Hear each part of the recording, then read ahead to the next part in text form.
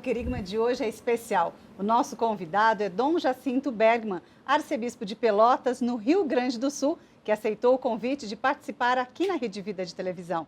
Dom Jacinto, o senhor é de Alto Feliz. Por que o nome da cidade? Quem nasce em Alto Feliz, o que é? Claro que é altamente feliz, sem dúvida. Mas tem uma cidade antes de Alto Feliz que se chama Feliz. E Alto Feliz foi distrito do município de Feliz, mas realmente sobe já a Serra Gaúcha e levou esse nome, Alto Feliz. Claro, quem nasce lá é não só feliz, é altamente feliz. O senhor está em Pelotas, está numa região que tivemos assim, bispos muito expressivos na história da CNBB. Inclusive o antecessor do senhor, Dom Jaime Quemelo, foi presidente da CNBB. Como é que está Dom Jaime? Dom Jaime, ele está, em termos de saúde, bem fragilizado, Paulo.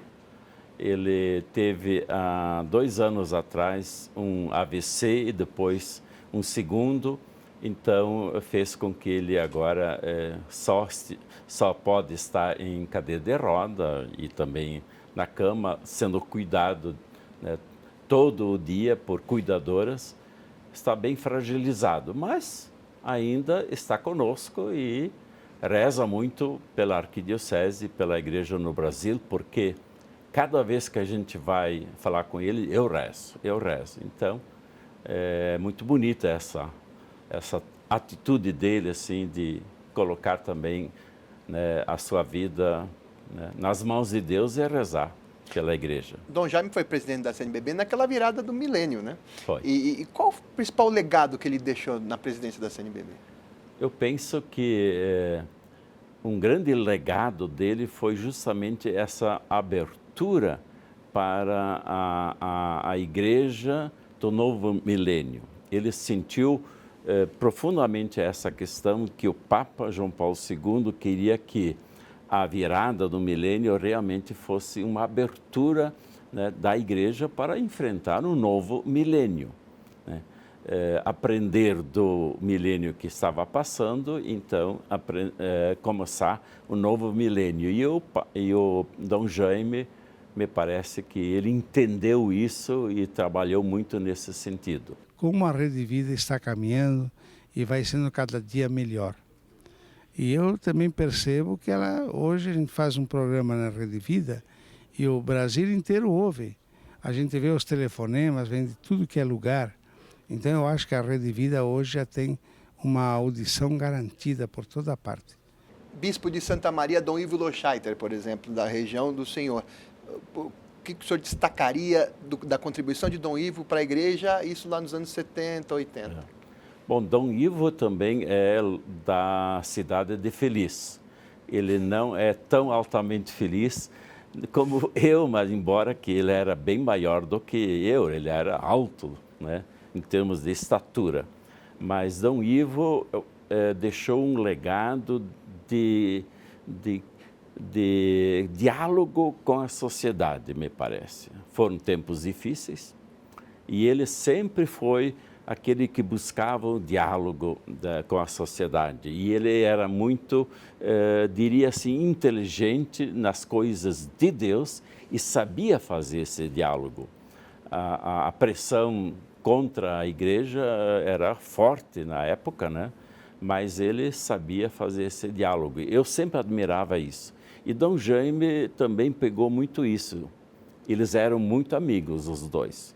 Eu acho que continuou bem, né, essa postura de abertura e diálogo com a sociedade. Teremos aqui também a revisão do nosso estatuto, a participação no Congresso Eucarístico Nacional e assim temas muito variados de significação para a Igreja brasileira e também para a sociedade do nosso país. Dom Jacinto, o senhor foi inclusive nomeado bispo auxiliar de Pelotas e depois assumiu a diocese, que depois se transformou em arquidiocese. Fala um pouquinho dessa sua trajetória também de convivência com Dom Jaime. Quando Dom Jaime era presidente, o último período dele de presidência na CNBB, então foi ele que pediu praticamente que eu fosse trabalhar na CNBB, então eu trabalhei justamente no período da presidência dele, é o último período, quando Dom Damasceno era o secretário-geral. E, claro que ele, sabendo que a idade vinha, pelo menos isso ele sempre dizia, e a presidência da CNBB, ele precisava um auxiliar. E creio que essa ligação, assim, de trabalhar na CNBB, né, fez com que ele também olhasse e sugerisse meu nome. Embora que eu já era professor de teologia na Diocese de Pelotas na época. Então, tive a graça de ficar 1 ano e meio como auxiliar. Aí fui para Tubarão, porque aí Dom Jaime também deixou a presidência. Aí o Papa certamente pensou, bom, agora vamos dar trabalho maior para esse auxiliar, né? Mas depois de 5 anos, aí eu retorno para Pelotas. A gente fez um programa recentemente com o Dom Jaime, Dom Jaime também foi bispo auxiliar. Eu perguntei qual que é a principal diferença para o senhor de auxiliar para ser um bispo diocesano. Ele falou, que saudades eu tenho da época que eu era bispo auxiliar. É tão mais fácil ser bispo auxiliar ou não é bem assim? É fácil nesse sentido, Paulo, porque as grandes decisões a serem tomadas passam pelo bispo e o auxiliar auxilia o bispo. Então, ele, claro, divide com o auxiliar, como o bispo, as situações, mas é ele que tem que tomar as decisões. E, nesse sentido, o auxiliar fica muito mais tranquilo para poder ser pastor. Eu me lembro que 1 ano e meio eu estava no meio do povo, com os padres, deixava a parte mais de decisões para Dom Jaime. Qual foi a decisão mais difícil para o senhor, depois o senhor em Tubarão, depois em Pelotas, quando tem a caneta na mão, vamos dizer assim? Concretamente, eu tive uma situação muito difícil quando voltei como bispo de Pelotas, a situação da Universidade Católica, que é a universidade da Arquidiocese, ou da Diocese. E estava uma situação financeira muito difícil e tomar decisões no sentido de sair dessa situação não foi nada fácil, porque eu tinha que dividir um pouco o tempo de pastor, né, como quase um administrador enquanto chanceler, né?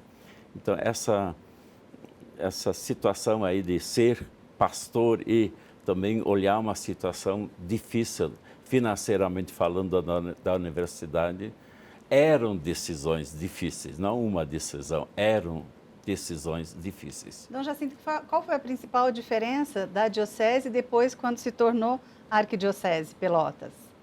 Bom, para entender essa diferença, creio que é bom lembrar que o estado do Rio Grande do Sul só era uma província. Nós éramos 18 dioceses e era uma província enorme. Na época se falava, e é verdade, era a maior província do mundo, né? Normalmente as províncias são menores. E transformar o estado do Rio Grande do Sul, o Regional Sul 3 da CNBB, em 4 províncias foi muito bom. Passar Pelotas para a Arquidiocese, até então Diocese, foi também um grande momento de voltar a entender o que significa uma igreja particular e significar também uma província, né? Porque a arquidiocese e o arcebispo ele é responsável por uma província, né? Então, eu sempre brincar um pouco. Qual a diferença entre bispo e arcebispo? Eu perguntava ao povo. Não sei. É muito simples. O arcebispo é um bispo que precisa de mais ar.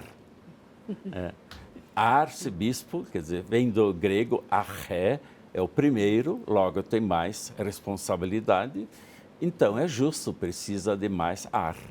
Quando o senhor foi nomeado para Pelotas, ainda era diocese. Sim. Mas já tinha o processo de ser levado à arquidiocese. O senhor, quando foi nomeado, já imaginava, ó, bem capaz que eu seja depois nomeado arcebispo ou não? Havia, de fato, esse movimento de criar mais províncias no Estado. E sabia-se que Pelotas seria, então, também a sede de uma nova província. Mas eu fui lá muito tranquilo. O que vai acontecer e aconteceu. O próprio Núncio tinha me falado que havia esse movimento, aliás, movimento que começou muito com Dom Dadeus Grins, quando era arcebispo de Porto Alegre, mas foi no tempo que eu estava em Tubarão. Eu voltei, aí que eu percebi que havia esse movimento de tornar o Estado em mais províncias. Dom Ivo já queria algo mais centralizado. Dom Ivo, ele sempre dizia que ele ficaria com a herança do cardeal Dom Vicente Scherer. O cardeal Dom Vicente Scherer fazia questão de criar uma unidade em toda a igreja do Estado. E Dom Ivo sempre admirava isso e ele tomou isso como uma herança. Eu vou levar adiante essa herança. E, de fato, quem começou foi Dom Dadeus, não tanto Dom Ivo. Né? Dom Jacinto, o senhor foi auxiliar de Pelotas enquanto diocese. Agora é arcebispo. Existe a necessidade de um bispo auxiliar hoje? Olha, quem não é feliz com um auxiliar? A Arquidiocese de Pelotas, creio que poderia ter um auxiliar, mas ela também vai adiante sem um bispo auxiliar, mas a situação está aberta, né? O senhor chegou a pedir? Não? Eu já fiz um movimento não digo de pedir diretamente, mas de consulta aos presbíteros e o povo, mas o povo e os presbíteros acharam que estavam felizes comigo. É que também faltam muitos padres, então a gente... A região lá em Pelotas, como é que está a secularidade? A secularização, né? A secularização é muito forte, porque nós sabemos que o Uruguai é o país mais secularizado de toda a América Latina. E nós estamos vizinhos lá do Uruguai, paróquias vizinhas, a própria cidade de Pelotas, ela tem uma distância de apenas 150 quilômetros do Uruguai, e muitas pessoas do Uruguai têm ligação muito forte com a cidade de Pelotas, também por causa das universidades que temos. Então, a secularização é muito forte. Eu sempre digo que a região ali do sul do estado e sul do país é uma região de missão, né? Precisamos levar Deus para aquela região que é muito secularizada. Inclusive, falar em missão, tem o Caminho de Guadalupe, né, Dom Jacinto, que foi inaugurado recentemente, o senhor participou. Queria que o senhor contasse um pouquinho desse caminho. Pois, que bom, Lu, que você faz essa pergunta, porque nós tivemos ano passado o 3º ano vocacional nacional. E trabalhamos muito a questão da vocação, porque lá não tem uma cultura vocacional como em outros lugares. Precisa trabalhar a cultura vocacional. E aí veio a ideia de nós fazermos um caminho santo de Guadalupe. O nosso santuário é de Nossa Senhora de Guadalupe. Nós já temos romarias, né, para o santuário e, inclusive, uma romaria de jovens. E aí veio a ideia, nós fazermos um caminho com 6 estações que os jovens possam caminhar e em cada estação nós temos um santo jovem. Então, começa com Santa Teresinha, passa pelo Carlos Acutis, Chiara Lucci, a Albertina Berkenbrock, São Tarcísio, Juan Diego, que é o missionário de Guadalupe. É uma ideia que veio, deixamos isso como sinal do ano vocacional e está pegando, né? Vai ter uma data principal, assim, da caminhada? Não, ele sempre está aberto, né? Qualquer grupo pode chegar e fazer o caminho. São 27 a 28 quilômetros. Então, um grupo de jovens quer fazer no sábado à tarde esse caminho. Começa com a primeira estação, né? Com a Santa Teresinha do Menino Jesus, e aí vai caminhando.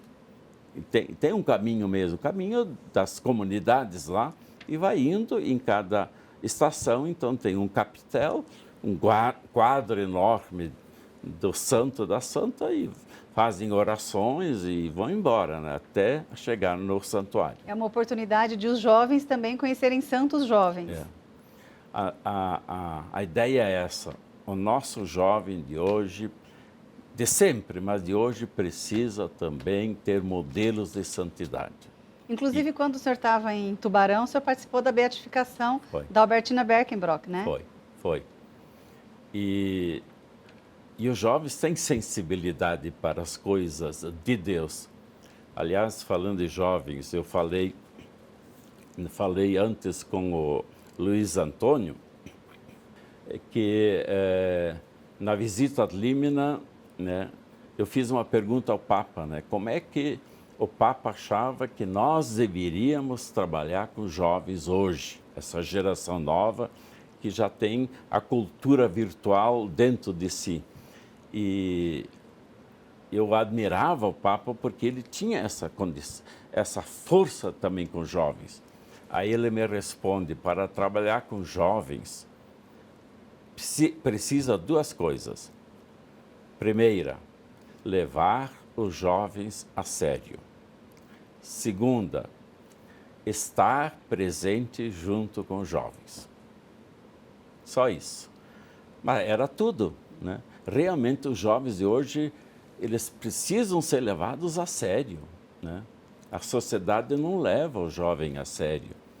E eles têm algo para nos dar como jovens, né? E estar com eles, né? Nós não podemos ficar longe deles, estar com eles. E esses santos aí estão com eles, né? E por falar no Papa, além disso, o senhor entregou um mate para ele. Como é que foi a história? Pois é. Numa dessas vezes que eu me encontrei com ele, eu estava na FEBI, que é a Federação Bíblica Internacional, e participava da comissão executiva. Então nós tivemos um encontro. Aí eu levei 1 quilo de erva mate para ele. Eu achava que ele era argentino, logo, né, ele ia gostar. E de fato gostou. Quando eu entreguei a erva mate, ele disse: finalmente se lembraram de mim. Então eu vi que ele gostou. E agora na visita ad limina, eu levei de novo 1 quilo de erva mate e claro que ele gostou muito. Só para dizer, os meus colegas meio me ridicularizavam para eu levar a erva mate, se eu não tinha outra ideia melhor. Mas no final, na hora dos agradecimentos do Papa, ele simplesmente começa assim: eu quero começar a agradecer por primeiro a erva mate que eu recebi. Aí eu tive moral junto aos colegas. Então essa foi a sua boa ideia, né? Dom Jacinto, essa fragilidade que a gente vê do Papa é nessa parte física, né? O joelho, a forma, andar, dificuldades até para presidir a celebração, essa parte física. Isso, de certa forma, impacta a igreja em que sentido ou não? Pois é. Às vezes me dá a impressão que as pessoas olham para o Papa Francisco e se lembram muito do Papa João Paulo II, que foi muito, né, difícil vê-lo naquela situação de fragilidade até, né, até a sua morte. Eu creio que essa relação existe, né?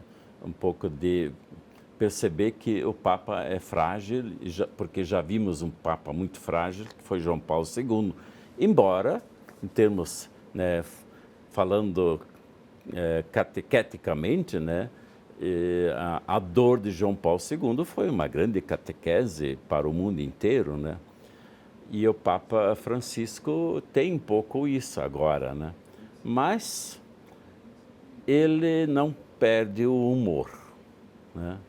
Porque na nossa visita a Límina, ele justamente tinha começado o problema do joelho. E ele, para chegar até nós, veio pela primeira vez em cadeira de rodas. Para nós chocou, né?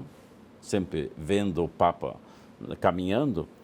Mas ele, na hora que chegou no meio do grupo dos bispos, ele fez de tudo para levantar-se, ou, né, ajudar ele a levantar-se, para, de pé, ele nos cumprimentar. Então, ele fez questão. Depois sentou de novo. Quer dizer, ele faz um esforço muito grande de sempre acolher as pessoas. E vamos rezar pelo Papa Francisco. Dom Jacinto, o senhor estava me falando dos acampamentos, uma ideia, inclusive, que surgiu no México. Como é essa história? Pois eu era padre novo no presbitério de Porto Alegre, da Arquidiocese de Porto Alegre, e assumi, depois de um tempo, a coordenação pastoral. E na época, isso foi antes do ano 2000, né, aquela época, e tinha um tal de acampamento de jovens. Veio do México, sim, né, o Valverde, um cantor, né, ele trouxe isso para o Brasil, né, através do Rio de Janeiro, e chegou a Porto Alegre porque alguém fez. Então, eu fui como coordenador de pastoral num encontro de acampamento jovens, só para... Bom, sou coordenador de pastoral, então eu vou ver como é que é esse trabalho. Fui lá no começo, fiquei os 4 dias, né? Então, o acampamento juvenil, esse que nós estamos falando, ele tem um caráter sempre diocesano, são jovens de todas as paróquias, e a sua mística é fazer o jovem ter um contato com a natureza, vencer obstáculos e, em cima disso, trabalhar também a sua parte mais pessoal. Então, mexe muito com a parte não só espiritual, muito a parte espiritual, mas também a psicológica. E é um trabalho maravilhoso. Aí fiquei diretor do acampamento de Porto Alegre, aí vim para Brasília trabalhar na CNBB, acabei levando essa experiência em Brasília. Fui para Pelotas, levei para Pelotas. Fui para Tubarão, levei para Tubarão. Hoje, as 4, né, obras do acampamento, chamamos assim, né, estão muito unidas e continuo sendo um pouco aquele que tenta dar vida a esse modo de trabalhar. Eu acho uma metodologia muito boa de trabalhar com jovens. Então, assim, como acompanhar os jovens nessas mudanças de comportamentos, nessas mudanças de época? O jovem que não tem a mesma concepção do jovem antigamente sobre casamento, sobre família. Como acompanhar essa mudança de época? Aí vem, de fato, aquilo que o Papa falou. Primeiro tem que levar a sério, logo escutar. Escutar o que está por trás, né, das motivações. E se a gente escuta, Paulo, a gente percebe que, lá no fundo, eles percebem que, né, esses valores, né, com a mudança de época que estão sendo mexidos, eles não são, assim, os maiores valores. Então, escutando bem, a gente percebe que a gente pode entrar lá no fundo e trabalhar os valores e estar com eles. Essa questão das bênçãos, que tanto foi polêmica na imprensa, isso foi um avanço ou gerou confusão? Em última análise, foi uma boa catequese também, né? Porque quase nunca se falou em bênção, né? E o povo pede bênção, os jovens querem a bênção, E, de repente, o que é bênção, né? E isso fez com que houvesse uma catequese muito boa. E aquele primeiro, né, primeiro rumo que deu, né? Eu acho que isso depois foi se ajeitando. Hoje foi feita uma boa catequese. O que significa a bênção? Porque ali não é uma aprovação de uma situação, né, de não sacramento, né? É realmente uma bênção para quem precisa, e todos precisam. Aproveitar só 30 segundos finais, Luciano. O senhor falou de catequese. Como fazer com que o jovem se apaixone no primeiro contato com Jesus? Como fazer? Qual a receita? Ainda bem que estamos no programa Querigma. É o querigma. É anunciar com alegria que Jesus é o caminho, a verdade e a vida. Mostrar que Jesus é realmente, né, na linguagem deles, é o cara. Ele está com a galera. Bom, Querigma chega ao fim. Muito obrigada por essa conversa, Dom Jacinto Bergman, arcebispo de Pelotas, que veio especialmente à Rede Vida para esse bate-papo. Obrigado, viu, Dom Jacinto? Eu que agradeço e vamos em frente. Rede Vida, a boa notícia faz bem todo dia.